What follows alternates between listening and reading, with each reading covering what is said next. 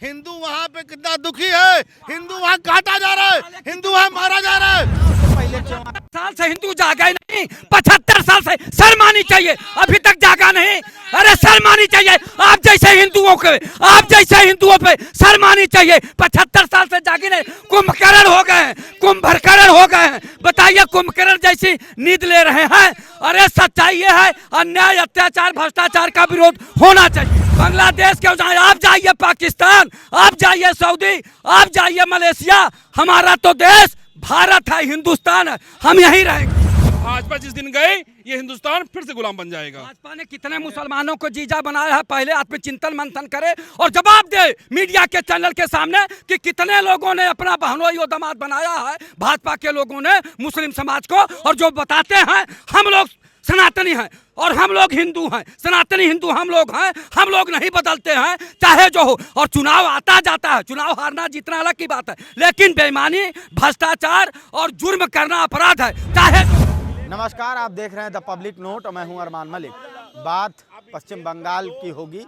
पश्चिम बंगाल का चुनाव होना है, उससे पहले पश्चिम बंगाल में ईडी की कार्रवाई एक सियासी भूचाल पैदा हो गई है। भारत के इतिहास में ऐसा पहली बार हुआ जब एक प्राइवेट कंपनी के दफ्तर में ईडी के अधिकारी पहुंचे और उसको बचाने के लिए बंगाल के मुख्यमंत्री ममता बनर्जी एक फाइल लेकर वहां पहुंच गई। उसके बाद ममता बनर्जी लगातार सड़कों पर उतरी और विरोध किया। न सिर्फ विरोध किया बल्कि न्यायालय भी पहुंच गई, सिर्फ इसलिए कि किसी भी तरीके से ये ईडी की कार्रवाई रोक दी जाए।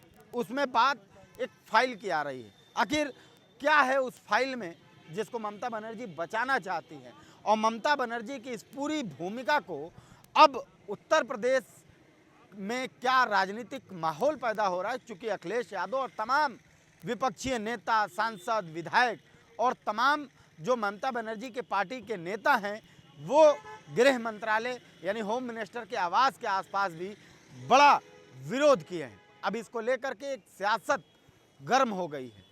सभी अनुभवी लोग हैं और समझते हैं कि ममता बनर्जी की इस राजनीति, इस ईडी की कार्रवाई को रोकने के पीछे का मकसद क्या है।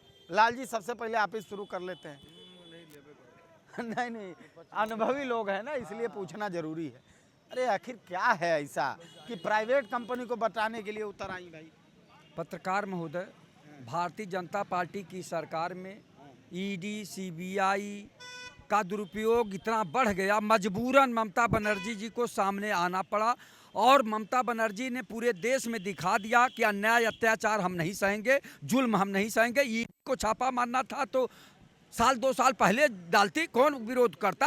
आप ये बताइए, हम आप पार्टी का रणनीति तय कर रहे हैं और हम किसको टिकट देने वाले हैं, किसको काटने वाले हैं। जो हमारा खाका तैयार हो रहा है तो किसी पार्टी का जो है आप यानी उनके कैंडिडेटों का ब्यौरा आपको चाहिए। आप इस तरह का जो काम कर रहे हैं, चुनाव पीरियड में जाके छापा डलवा रहे हैं, वही उससे पहले तमाम पार्टियों का जो है प्रचार प्रसार का ठेका लिए थे।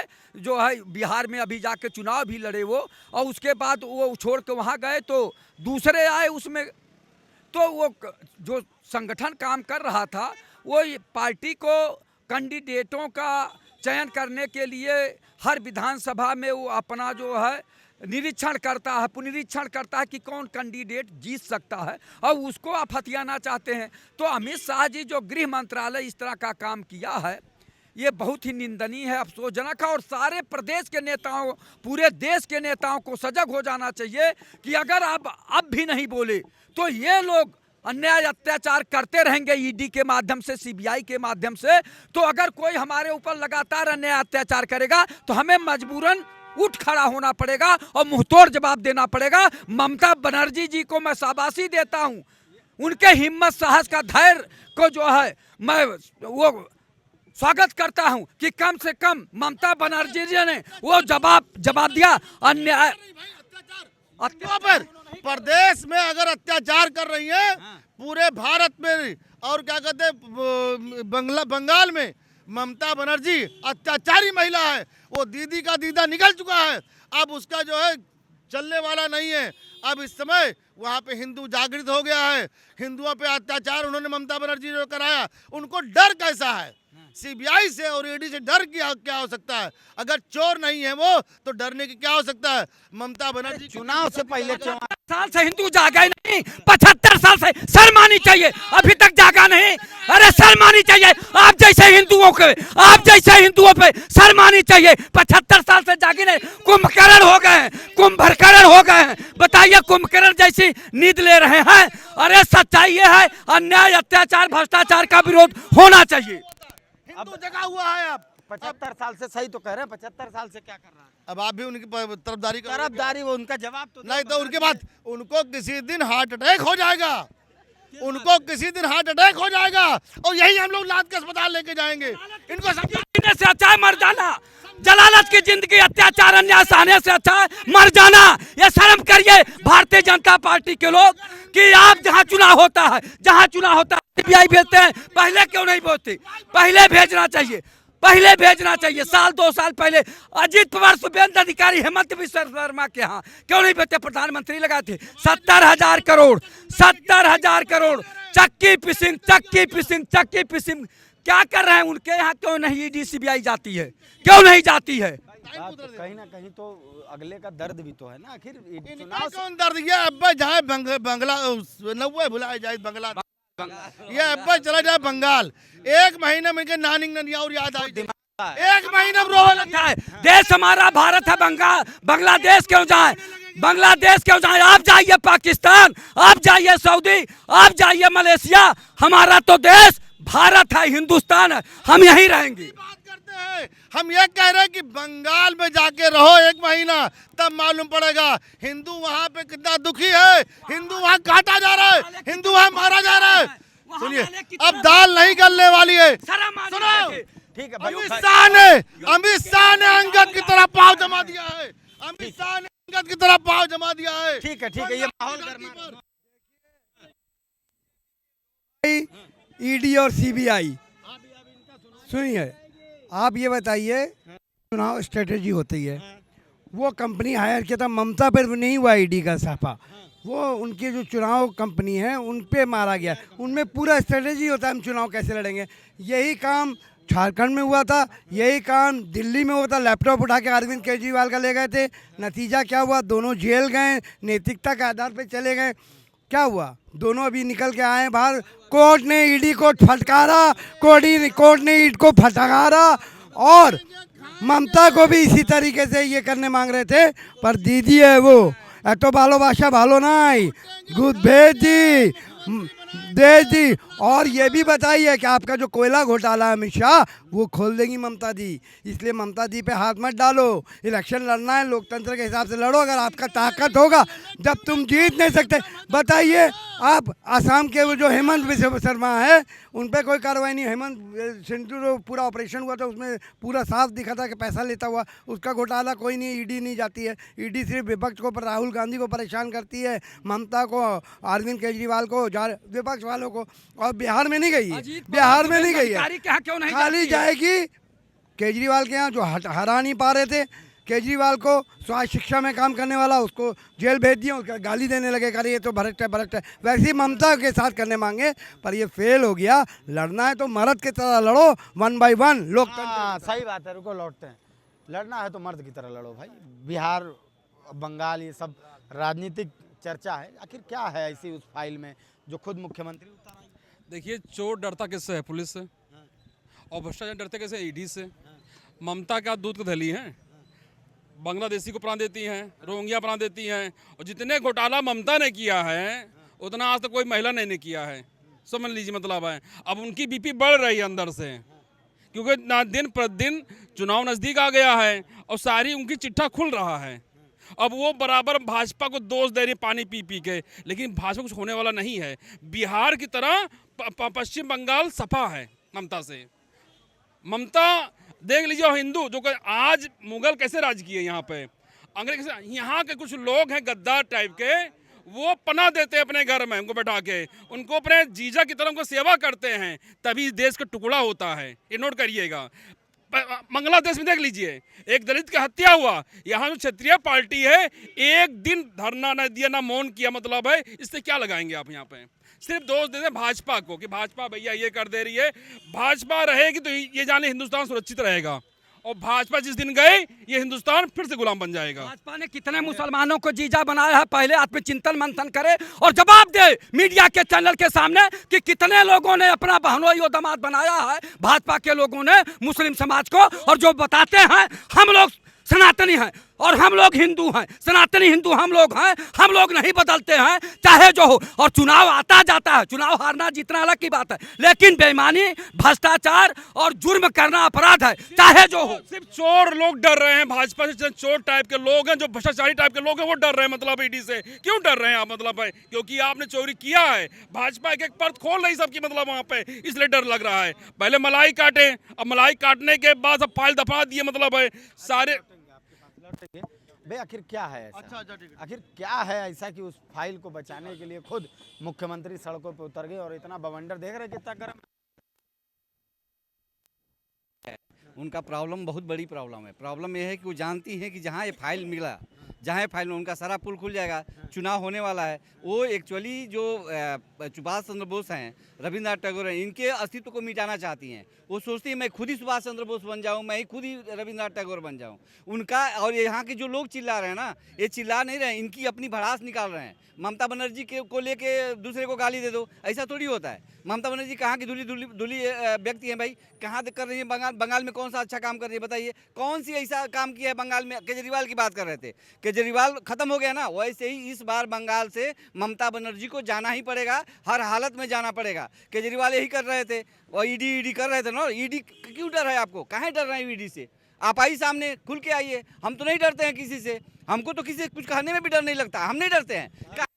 लेकिन जनता तो बार बार यही कह रही है ना कि ये ईडी अब 5 साल का कार्यकाल है, 4 साल नहीं दिखाई देगी, 5वें साल में ये कहाँ से आ जाती है दूत बन के? उसको 4 साल में गलतियां नहीं दिखती, 3 साल में नहीं दिखती। देखिए, किसी चीज को ऑब्जर्व करने के लिए, किसी चीज को समझने के लिए टाइम तो लगता है। हुए में टाइम मिल जाता है एकदम। देखिए, चुनाव में निकलता कब है, कहानी निकलती कब है? आपको मुझे पटकना पड़ेगा। अगर पहलवान, 2 पहलवान लड़ रहे हैं, करीब बुलाते हैं, जब करीब आते उठा के पटक देता है। अब यही समय है जब उसे मारना है।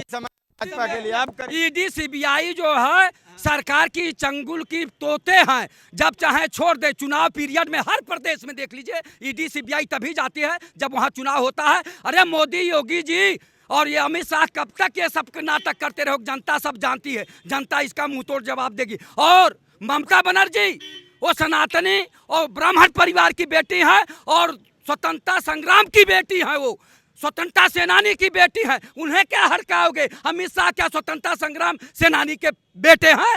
हैं? मोदी जी क्या स्वतंत्रता संग्राम सेनानी के बेटे हैं?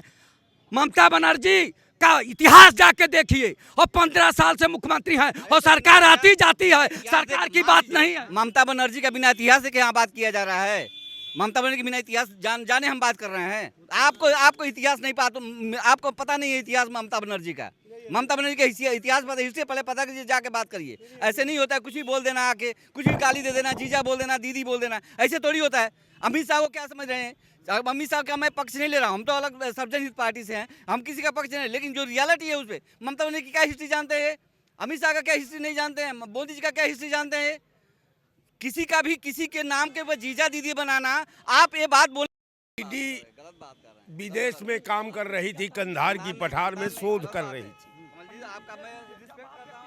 चुनाव बंगाल में जहाँ जहाँ चुनाव होता है उससे 1 महीना पहले एंट्री कर लेती है। एंट्री करके जो विपक्ष की पार्टी की जहाँ पॉलिसी बनती है, जहाँ रणनीति बनती है, जहाँ कैंडिडेट का चयन प्रक्रिया होता है, जहाँ कैंडिडेटों को विधानसभा वार समीक्षा की रिपोर्ट होती है। अब आज तक हमने ये नहीं देखा कि जहाँ कैंडिडेटों का नाम का चयन की बात चल रही है, जहाँ पॉलिटिकल पार्टियों का भविष्य पर रणनीति बन रही है, जहाँ पॉलिटिकल पार्टियों का लोकतंत्र में दमदार उपस्थिति करने की खोज चल रही है, उस फाइल को लेने के लिए ईडी क्यों व्याकुल है? उसमें तो भ्रष्टाचार नहीं है। ईडी का काम है केवल करप्शन को रोकना। तो कैंडिडेटों में करप्शन कैसा? कैंडिडेट का जब चयन की प्रक्रिया